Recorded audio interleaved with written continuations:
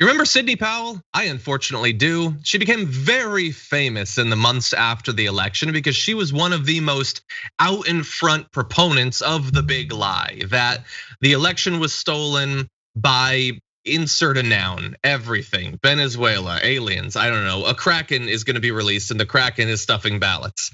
And at the time, she knew, as many who were pushing this lie, that making very specific defamatory claims about individual companies involved in the election could open her up to legal liability. And in fact, it has, because the election infrastructure company Dominion Voting Systems sued Sidney Powell, among other people, for defamation after she pushed lawsuits and made appearances in conservative media on behalf of then President Donald Trump to sow doubt about the 2020 election results. Dominion claims that Powell knew her election fraud accusations were false and hurtful to the company, both of which would be necessary for a defamation claim like this to actually work.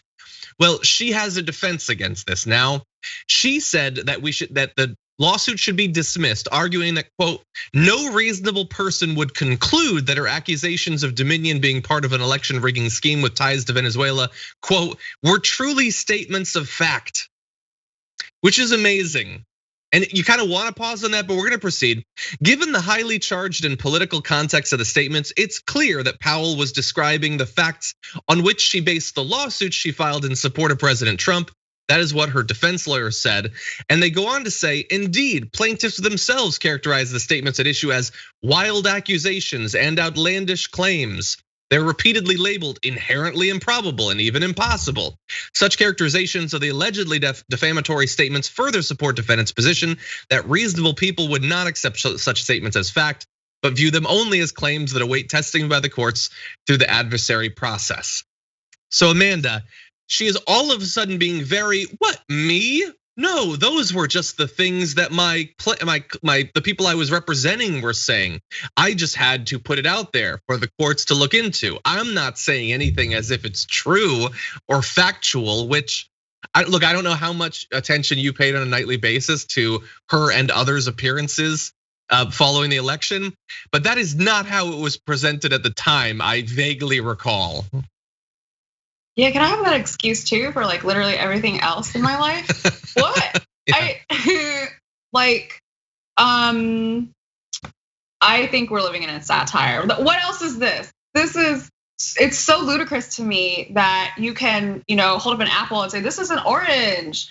Like we have eyeballs. If anyone has had eyeballs and can hear and has seen what she has said, then they would know that she's out of her mind.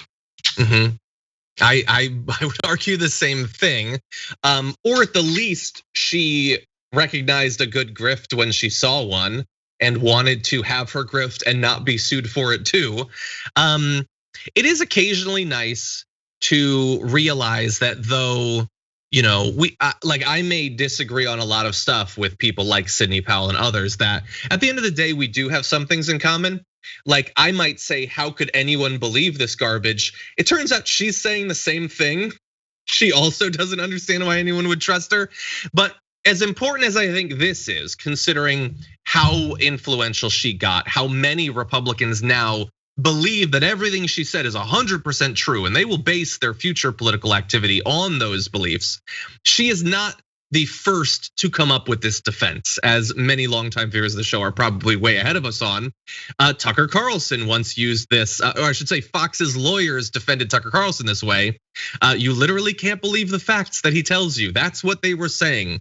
And the judge actually bought it in that case, saying Fox persuasively argues that given Mr. Carlson's reputation, any reasonable viewer arrives with an appropriate amount of skepticism about the statements that he makes.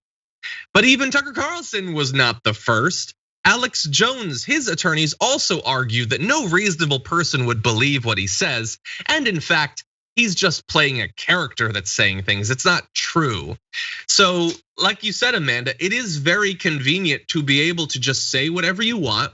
And if anything you say is demonstrably defamatory or dangerous, you can just say, why would anyone be dumb enough to actually believe that any of this garbage is true?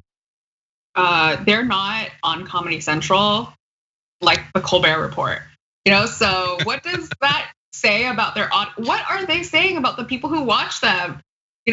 in making this argument, what they have admitted to is, oh, our audience is really gullible, and that's on them if they think that what we're saying is real. And it should come with like disclaimers all around, like this is entertainment. We are not telling the truth, right? I just, yeah, I disagree, and I have feelings about people lying to other people. If there was like a watermark on the screen, don't trust this man, I would have less of a problem with it. But the thing, I get telling them lies. It gets you an audience, it gets you paid, it gets you influence. Sidney Powell got 1 billion Twitter followers like instantly. So I get why you would do it, and I get why you would use this defense. It worked for Tucker Carlson. Maybe it'll work for her too.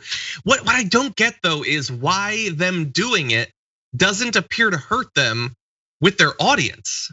Like, let's say hypothetically, I were to lie a ton, like a lie to the audience, and I were to someday go to court and be like, man, Dragon Squad, how stupid do they have to be to actually believe this garbage? This is an actual question to the audience. Please comment.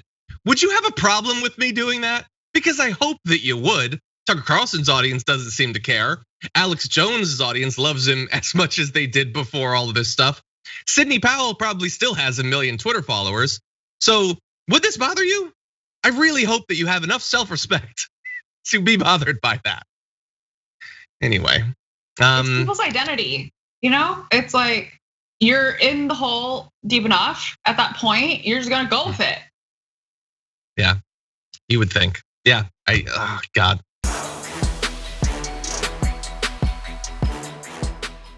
For more political news breakdowns, interviews, stories of activism, and me trying my hardest to care about the occasional big celebrity news story, subscribe to our YouTube channel at youtube.com/thedamagereport. And you can ring the bell wherever it is so you don't miss anything.